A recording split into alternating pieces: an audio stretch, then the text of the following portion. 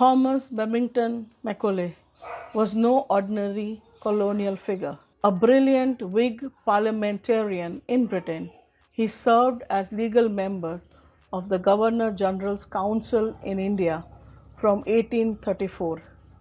Famous for his book History of England, Macaulay arrived amid heated debates on education funding under the 1813 Charter Act. The Charter Act of 1813 was a pivotal UK Parliament Act that renewed the East India Company's charter for 20 years, asserting the Crown's sovereignty over India, ending the company's trade monopoly except tea and China trade, and crucially, making the British state responsible for Indian education by allocating rupees 1 lakh annually for revival and improvement of literature and science, marking the start of state sponsored education and allowing missionaries greater access. On February 2nd, 1835, Macaulay penned his famous Minute on Indian Education. He dismissed Orientalist pleas to fund Sanskrit and Persian schools, calling their literature inferior to Europe's for practical knowledge.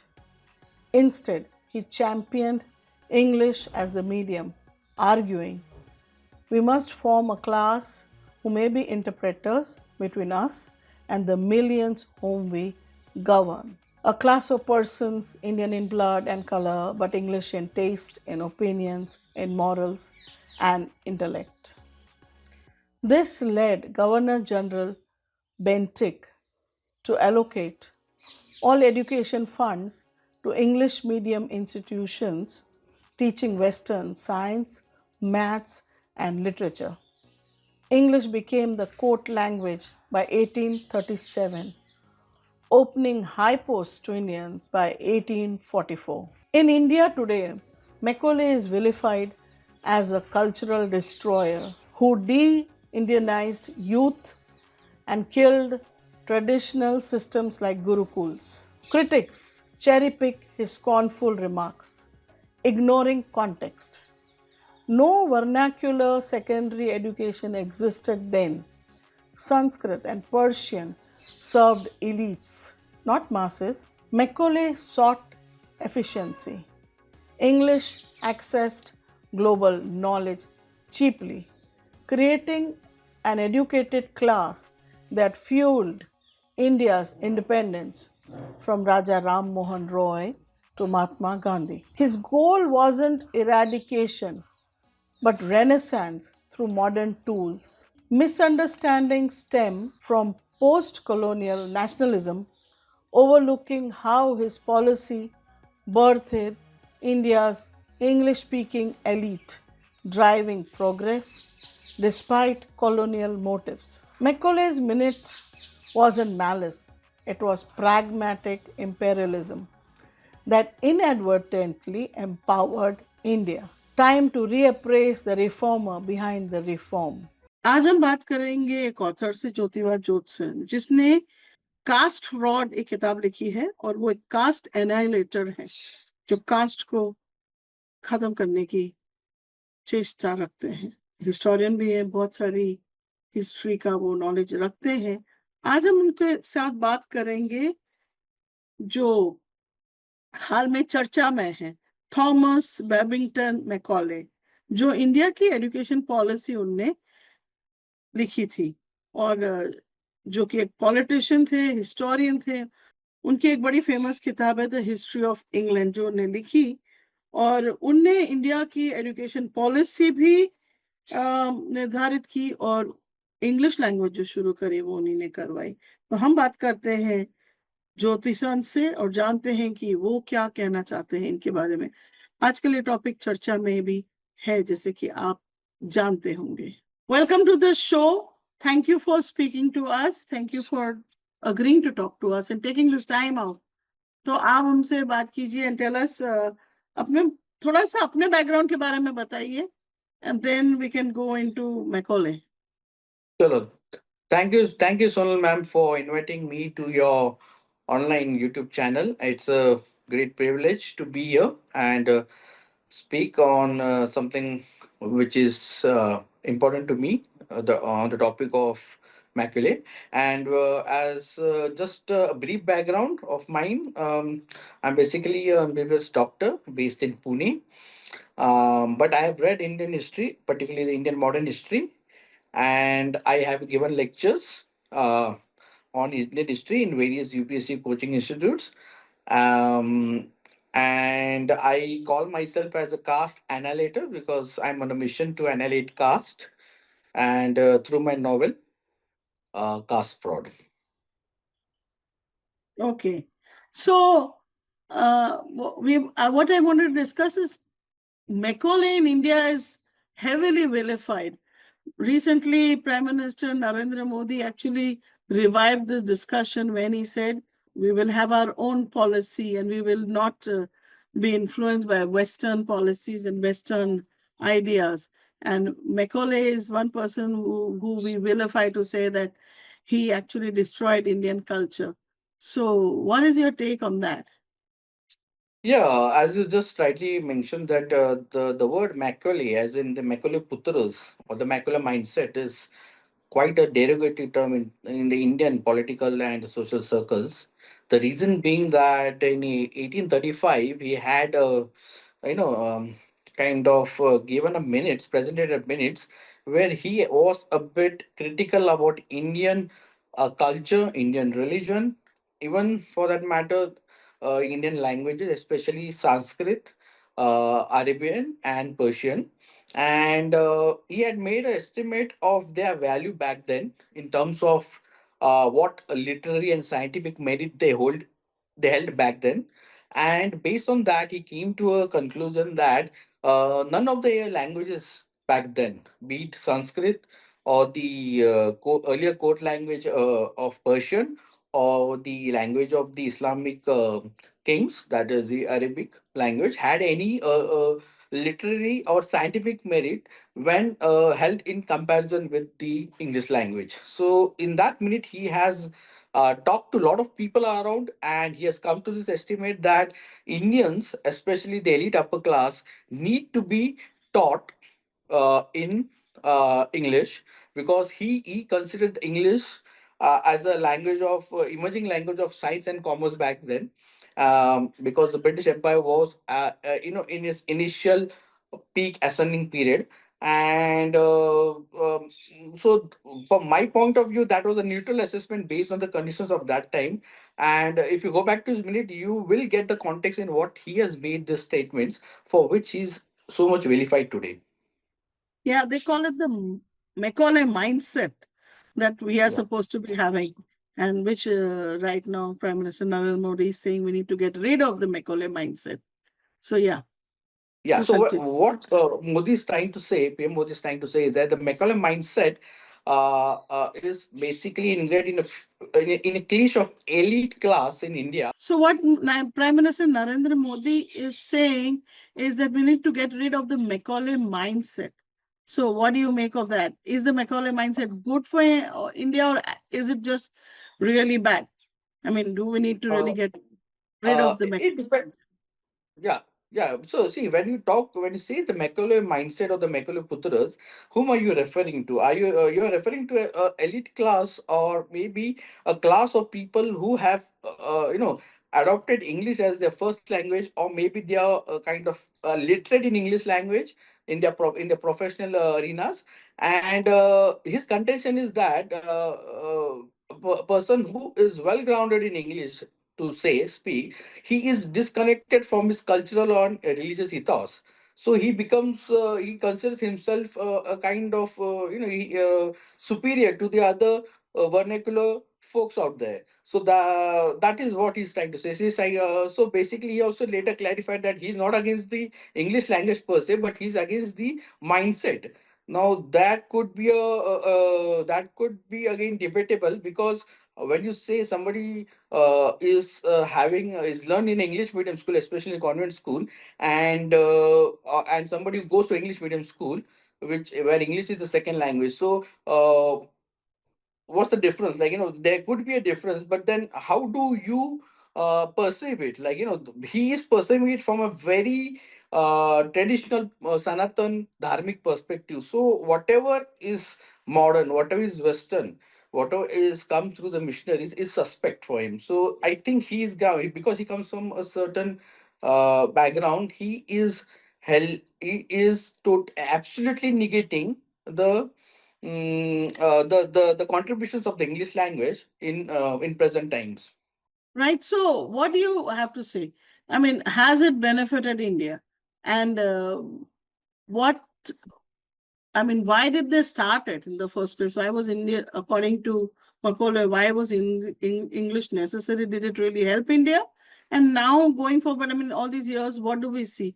Do we see that it has benefited India? So why Macaulay came to a conclusion that English is best suited for the Indian masses and the Indian continent, the South Asian continent, because he wanted for his administrative convenience, he wanted a class of people who are kind of administrative clerks, or who could be a intermediary between the English and the vast masses. So he knew by record that it was not possible to teach in every Indian English. So he wanted to create this class of clerical people or the Indian elites who would then dissipate, who would then, being very close to the English, get all the benefits of the English language in terms of monetary benefits and administrative posts, and then they would further then enrich the vernaculars so that the vernaculars would come to a level of scientific and literary merit. But that didn't happen because the Indian so-called Macaulay Putras, they didn't further kind of give away the benefits to the masses. But what benefit they gain is tremendous. Today you can see that English language has benefited so much that India is known uh, by a country which has the largest number of English speaking people after, I think, Britain, or any I think America. So it has helped Indians to advance themselves in science and tech, go abroad, and kind of get exposed to the larger world, especially the scientific frontiers. And so whatever my assessment is, whatever wealth which has come to India in the last 30 40 years, is a large chunk of that is because Indians are very well versed in English language as compared to Chinese and Japanese and other people who are struggling to learn English today. So, I want to ask you, uh, there is that one perception that he looked down on the Indian culture. Tell us about that first, and Okay, made so statements. Okay, so he being smug and so being vilified, that is very there's a norm out here in a lot of circles. But he was smug in a particular aspect. When he made a estimate of the Arabic, the Sanskrit, and the Persian language, he came to a conclusion that these languages had no scientific or literary merit back then. Today, in today's time, it might be different, but back then he wanted the Indians to be, taught sciences, the Western sciences, what he called them back then. So, in that sense, in that context, definitely these languages, the Indian languages which I mentioned, lacked scientific and literary merit. So, he had made an estimate by talking to the Orientalist, who were by and large English, but also there were a lot of Indians, like Raja Ram Mohan Roy. We had William Cat. So he actually made an estimate. He went around, he talked to Orientalists, and he came to a conclusion. And then he made those statements saying that these languages are not suitable for the future. And that is where his smugness comes in, especially his statement where he says that a single shelf of European library, a single shelf containing European books, is worth more than the entire literature of Arabia that is contained in Arabic and Sanskrit. So he's talking from a context, from the scientific and literary merit, because you have to really see the language, the Arabic and the Sanskrit language back then, not in today's time. So that smugness is just the selective reading of what he's trying to assess. So I don't think it's is looking down upon anything, because the same he said in terms of the the same statement he made in terms of England, when he said that when we were English language was not that developed, they had to learn Greek and Latin. So and when English came to a certain standard, then they could do away with Greek and Latin. So he's trying to bring a context, and he's trying to be impartial and neutral. But then what the statements, as always, from his minutes are taken out of context, and as everyone knows, he's vilified. There's also in his writings he has talked about that once we educate Indians, they will start asking for independence. But that is actually a good thing, or rather, they should look at it as a positive. You want to explain that? Yeah, And yeah, where did yeah. he So write that? In what context he was talking? yeah, I so think there it's were a lot of yeah. He was talking in the context of the Oriental and Orientalist and the Anglicist debate, which was happening from 1813 to 1835. Okay, where there were two groups of people contending. One was the Orientalist who said that Indians should be educated by the British in their native tongue, the vernaculars, and mostly in Sanskrit, Arabic, and Persian. And there was this anglicized people who said that Anglicist group which said that Indian should be taught in English because it will create a scientific temper in them. So the leader of the Anglicist side was none other than Rajaram Mohan Roy, okay, who was advocating for English for the masses and for Indians. Okay, and when he is when he so some English people or some people pointed to him that if you give English language to the Indians, be it anyone, the elite or the masses, then they will they will be exposed to Western liberal ideas of democracy, rule of law, equality of law, and nationalism. So that would be a threat to the Britishers governing India. But he said that no, that would be another good day for the British people, because then we will be dealing with a much we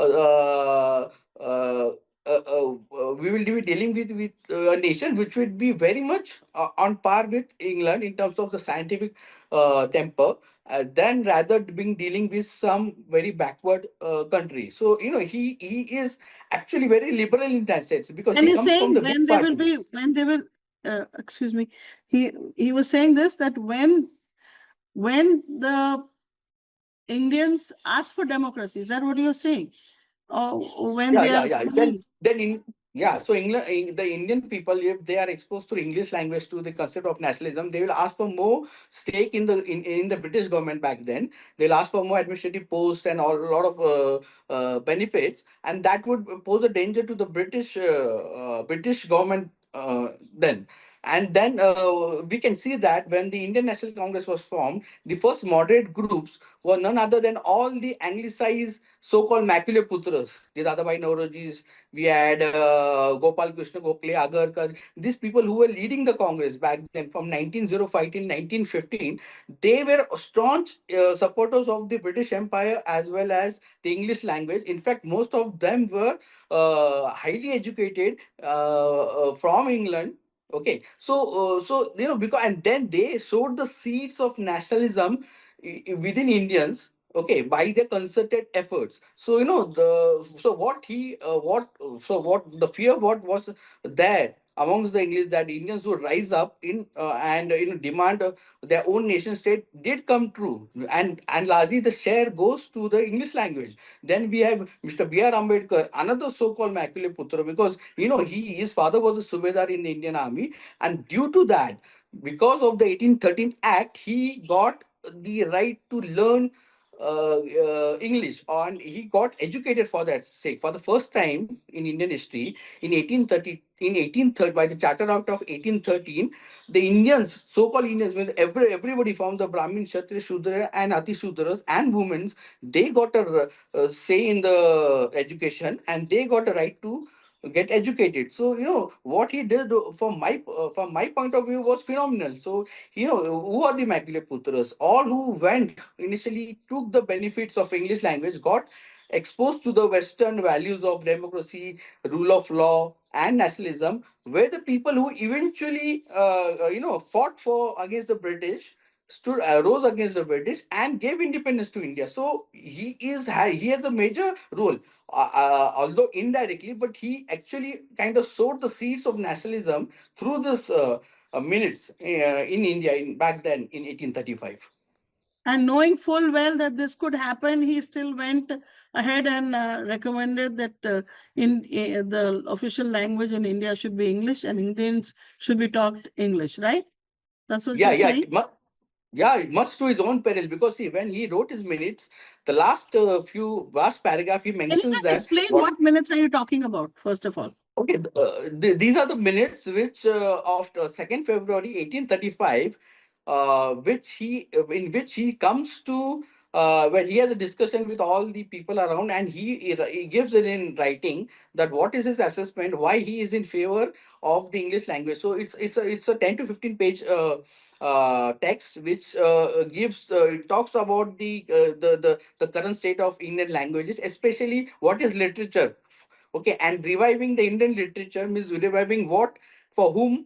So he's discussed all these points in that minutes, the minutes of 1835, second dated 2nd February. Okay, And who has he and given these minutes to? For who is he writing the minutes to? he's writing these minutes as the head of the public instruction committee.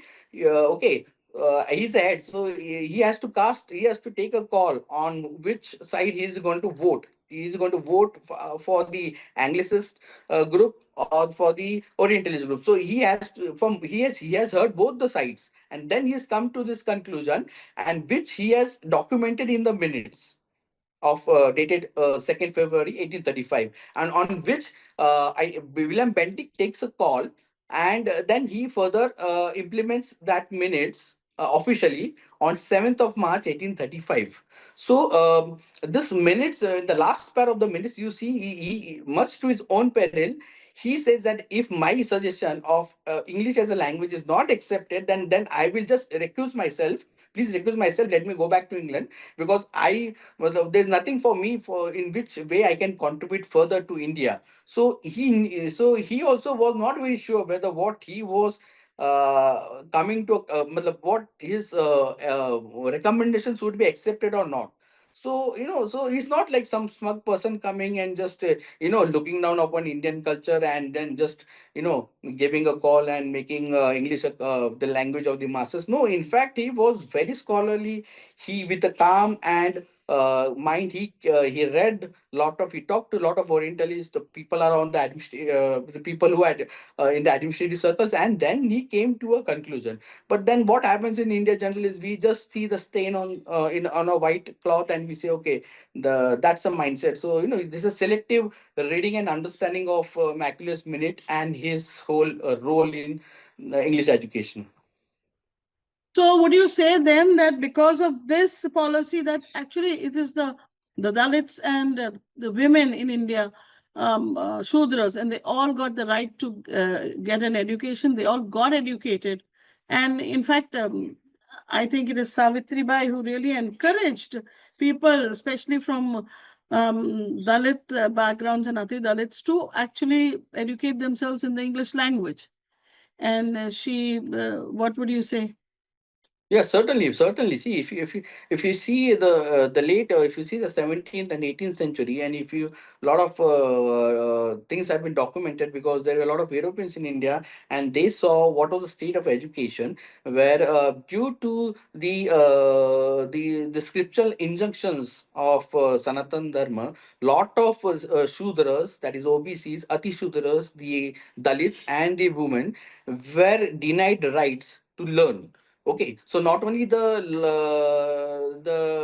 right to learn Sanskrit and the Vedas was prohibited, but also the other educational things were not allowed. Say, for example, the women were not allowed to go out. Forget about the education, and the Dalits were not even considered to be fit for human association. So forget about their educational rights. But it was through the Charter Act of 1813, for the very first time in this country, officially on record that the Shudras, the Ati Shudras, and the women, they got a right of education. So it was a groundbreaking thing as far as Indian Bahujans are concerned. And who better than Mahatma Jyotirao Phule and Savitribai Phule to kind of show these things in their book, okay, and through their writings and through their works. So it's whatever has happened during the Macaulay, during the British East India Company, I think even has not happened earlier in the times of Ashoka the Great or Akbar the Great,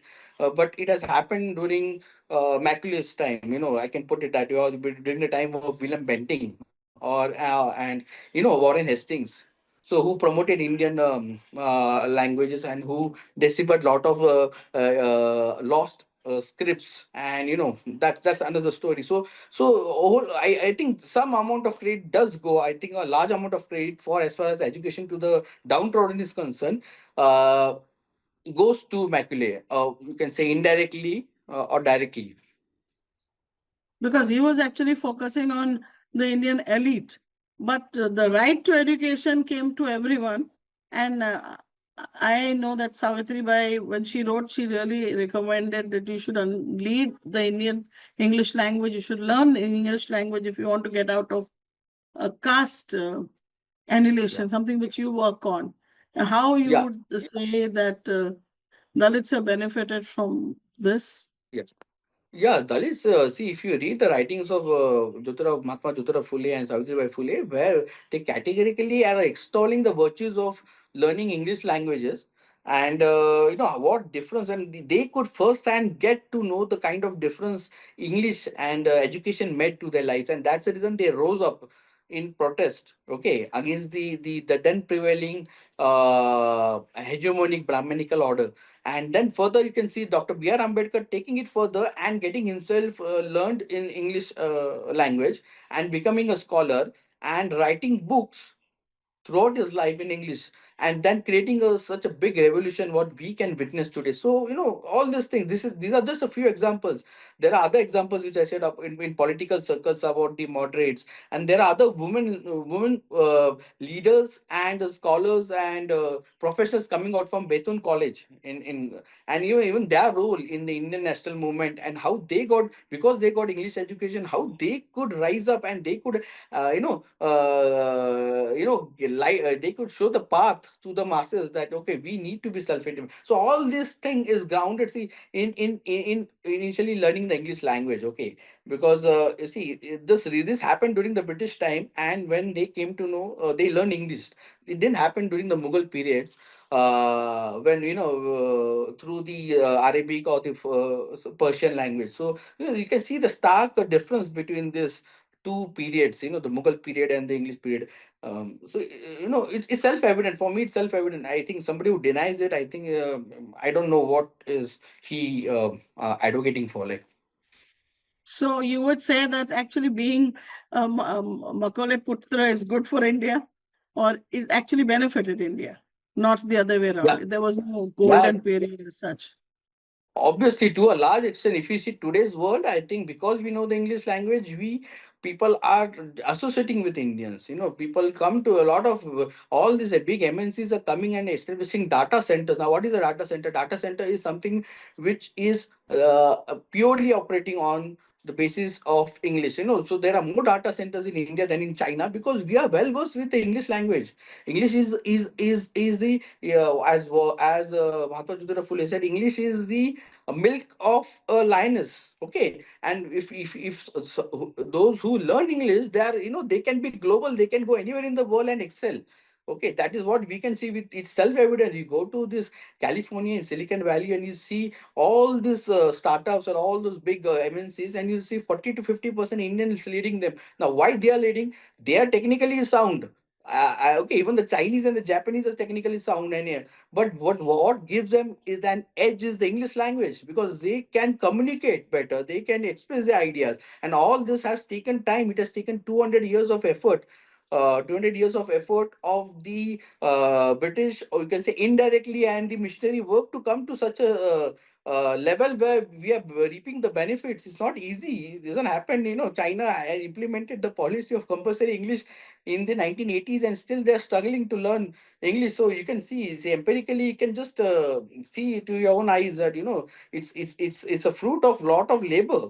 And it's and directly, whatever we don't know the intentions of Macaulay till that, because we are not there. But still, what we can gauge is that whatever he did indirectly, the unintended consequences is that we largely benefited, especially the downtrodden.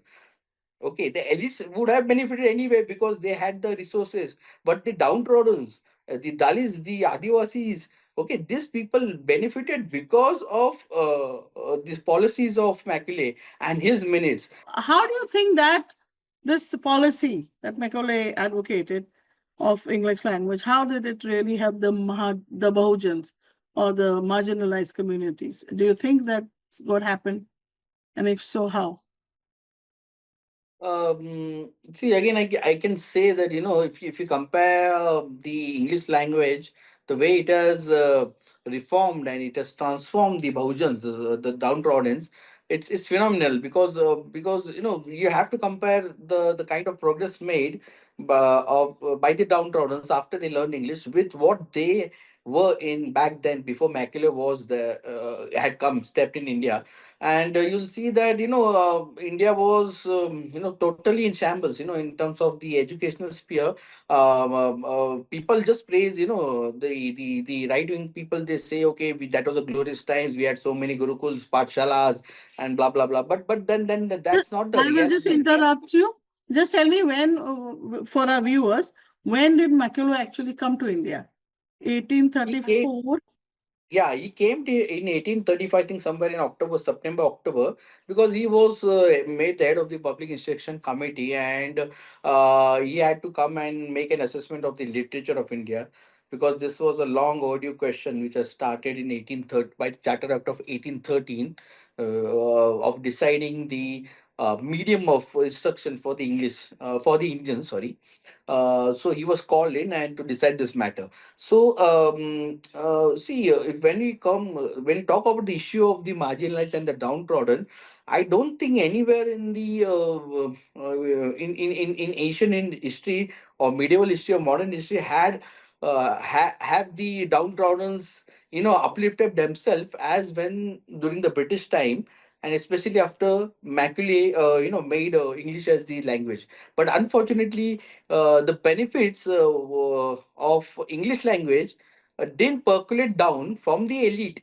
The elite in India happened to be the upper caste. They were not ready to neither share the language with the masses, the Bahujans, nor they were ready to enrich the vernaculars in scientific terminology or in literary merit. So that was lacking behind.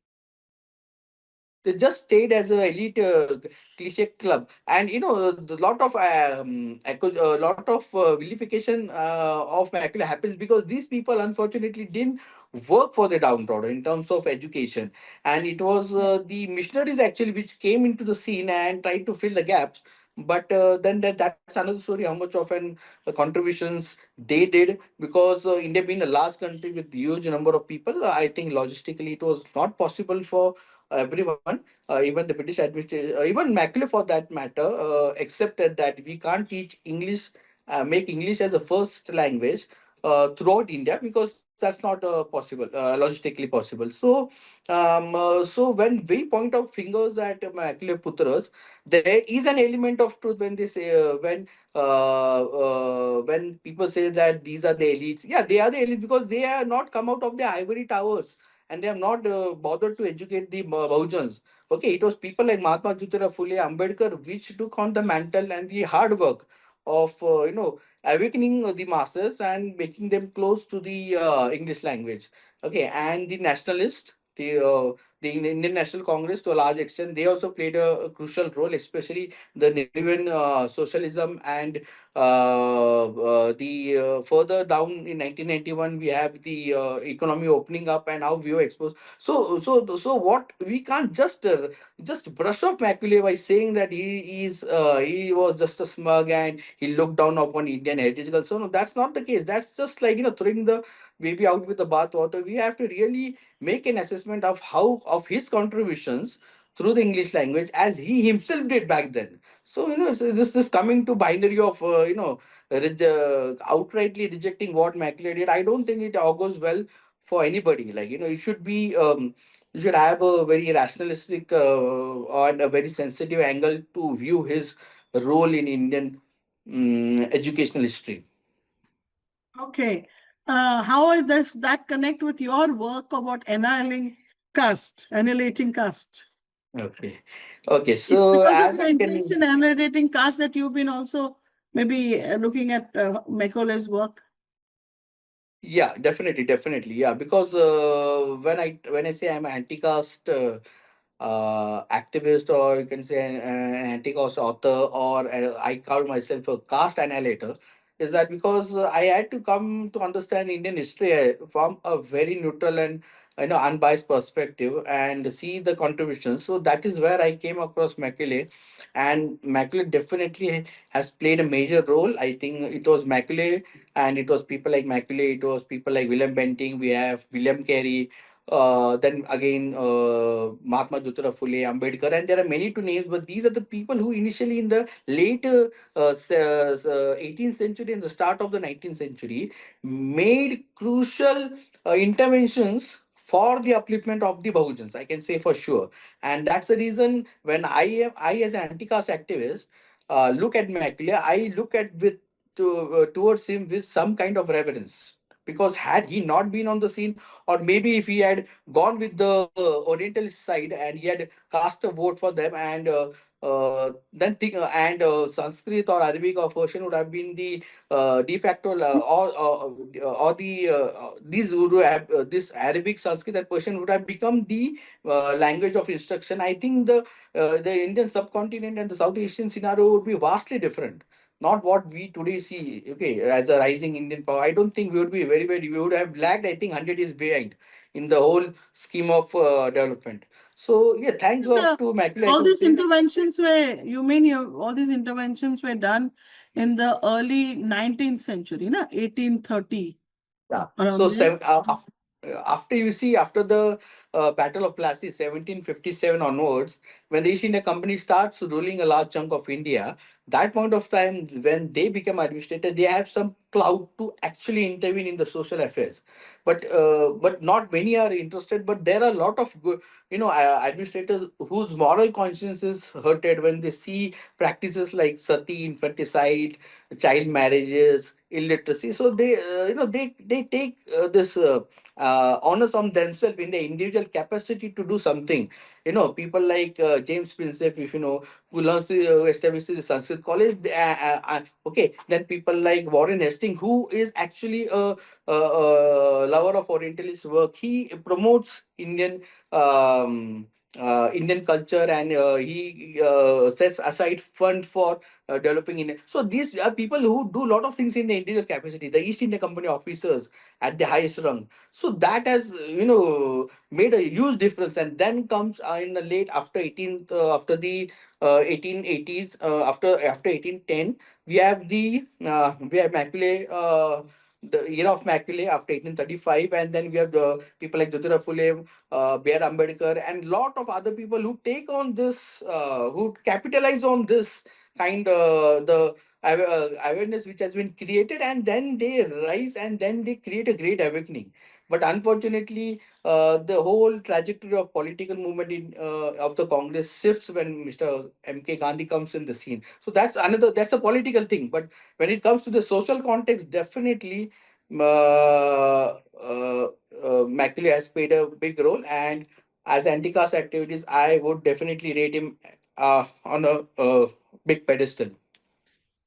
Right. So, and like you said, it has taken 200 years almost for India to become such a powerhouse, mostly based on the English language, which was started and actually advocated by Macaulay, who you are saying was not himself sure if his recommendations would be accepted, but they got accepted, and that's a Yeah. good thing because otherwise we would have been learning Sanskrit and Persian and Yes. maybe not progressed as much, and just like the Chinese, and now introducing in English language and pushing that, we already are Yeah. way ahead. Mr. Tharoor, Shashi Tharoor has talked about not rejecting the English language, but rejecting his ideas, Macaulay's ideas. What is your take on that? Yeah, so he's saying what he's trying to say in short is that don't throw away the baby with the bathwater. That is what he's trying to say. That English, because he knows the larger benefits which English language has given us. But then again, I say this to my a lot of people that you know. English as a medium and learning English as a second language, it makes a lot of difference. So people who have been to the convent schools, they learn English as their medium of instruction, which is different from going to a vernacular school and learning English as a second language, because it changes because English language changes your mindset. Okay, it exposes you to a global world. Okay, a child learning English throughout his in school as a medium. Okay, he grows up to be different than somebody who learns English as a second language, because this is what I've observed. Okay, there's a vast difference. I can't say good or bad, but there is a marked difference in the way English grooms a mind of a child. Okay, so Tharoor, when he's trying to say that we should only learn English, so what does it mean? Learn English as a second language or learn English as a whole and soul medium. So he's not clarified that. So that requires a different debate, with him in person, like.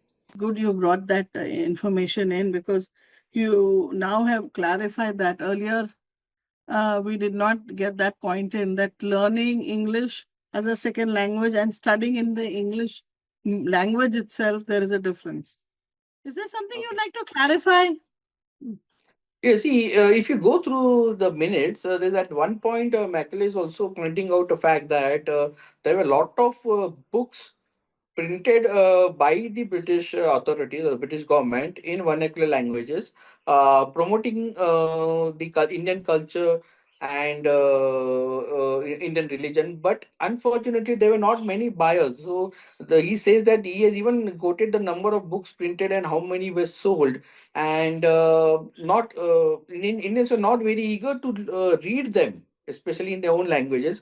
Also, at one point, in the text, in the minutes, he's mentioning that there were a lot of priests and this Muslim clerics who were funded by the Britishers back then, so that they could continue to learn the Arabic and Sanskrit languages, so that it could be kept alive. So, but again, after the support of the government was taken off, there were not many Indians, especially the wealthy Indians or the kings, who continued to promote these this Muslim clerics or this pandits.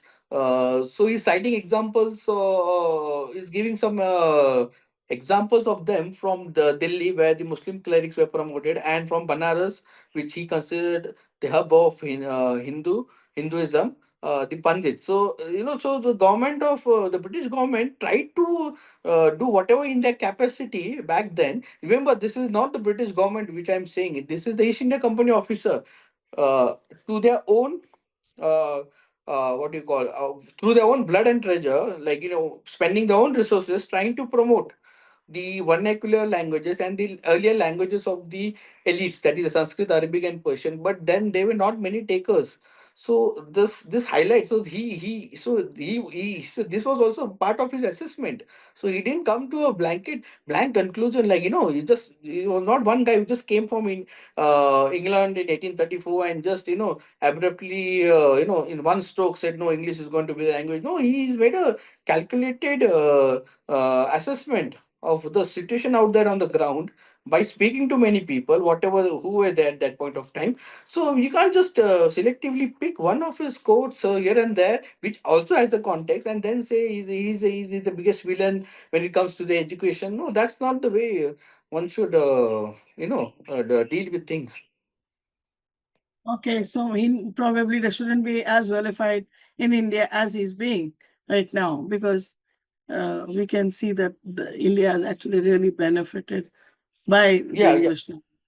I just one line I want to. Those who are vilifying him should actually go through his minutes, and I urge them to read his minutes so that they get a context, rather than just selectively picking up things and painting him as a, as a destroyer of the spiritual backbone of India and the Indian culture. No, no, there's a context to what he has done. So Yeah. on that very positive note, we would like to end here, and we're just actually trying to look at how Macaulay, how we should kind of see what Macaulay had done in India. So thanks Yeah. a lot for shedding light on this topic, and hope to really maybe talk next time about your book. We will come back with that also later. So thanks for Mm. speaking to us. Thanks, Sonal, for inviting me, and thanks again for spending time, so much of time recording the session. Yeah, this happens to be my first session online anywhere. So thank you for that, for guiding me. Yeah, thank you. तो आपने देखा कि किस तरह से ज्योति sir ने हमें clarity दी और हमें बताया कि इस तरह से मैकॉले की मिनट्स अगर पढ़ी जाए तो उन्हें भारतीय कल्चर को डिस्ट्रॉय करने का काम नहीं किया, पर हिंदुस्तान में इंग्लिश लैंग्वेज को इंट्रोड्यूस करके हमें आज एक बहुत ही प्रोग्रेसिव देश बनाया है, जो हम वर्ल्ड में बहुत हर जगह हिंदुस्तानी पाए जाते हैं, टॉप पोजीशन में। वो इसलिए क्योंकि इंग्लिश लैंग्वेज में हम लोग इतने ज्यादा माहिर हैं। आपका क्या मानना है? डेफिनेटली आप हमारे वीडियो पे कमेंट कीजिएगा, लाइक कीजिएगा, सब्सक्राइब कीजिए, शेयर कीजिए और कमेंट जरूर कीजिएगा। ऑल्सो हम आपसे अपील करना चाहते हैं कि आप हमें सपोर्ट करें। आप हम इस तरह के वीडियोस हमारा देखना चाहते हैं, हमारा काम पसंद करते हैं, तो आप हमें फाइनेंशियली सपोर्ट कीजिए, क्योंकि हम अनफंडेड है। हम अपने ही फंड से कोशिश कर रहे हैं कि हम वीडियोस बना पाए। तो प्लीज आप हमें सपोर्ट कीजिए। नीचे लिखे गए नंबर्स पे आप या तो जीपे कर सकते हैं या तो आप बैंक ट्रांसफर भी कर सकते हैं। तो डेफिनेटली आप हमें सपोर्ट कीजिए। धन्यवाद।